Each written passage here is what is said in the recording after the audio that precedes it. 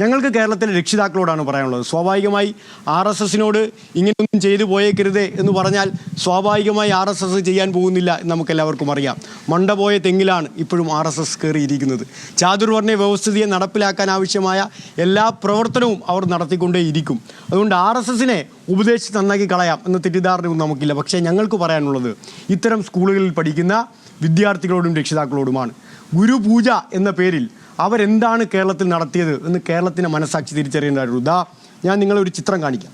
ആ ചിത്രം നമ്മുടെ ആലപ്പുഴ ജില്ലയിലെ ഇടപ്പോൺ ആറ്റുവ വിവേകാനന്ദ വിദ്യാപീഠത്തിൽ ഇന്നലെ നടന്ന ഗുരുപൂജയുടെ ചിത്രമാണ്. ഇതിൽ നീല ഷർട്ട് ഇട്ട ഒരു മനുഷ്യൻ ഇവിടെ ഇരിക്കുന്നുണ്ട്.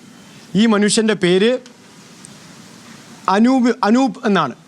ആരാണ് അനൂപ് എന്ന് നിങ്ങളുടെ മീഡിയക്കാരോട് ആലപ്പുഴയിൽ നിന്ന് അന്വേഷിക്കാൻ പറയണം.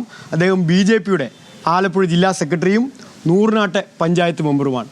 ഏത് വിദ്യാലയത്തിൽ പഠിപ്പിക്കുന്ന പിൻബലത്തിലാണ് നിങ്ങൾ ഈ ചിത്രത്തിൽ കാണുന്നത് പോലെ വിദ്യാർത്ഥിയെ കൊണ്ട് ഈ BJP നേതാവിൻ്റെ കാല് ഈ സ്കൂള് കഴുകിപ്പിച്ചത് എന്ന് പൊതുസമൂഹത്തോട് RSSകാർ വ്യക്തമാക്കേണ്ടതായിട്ടുണ്ട്.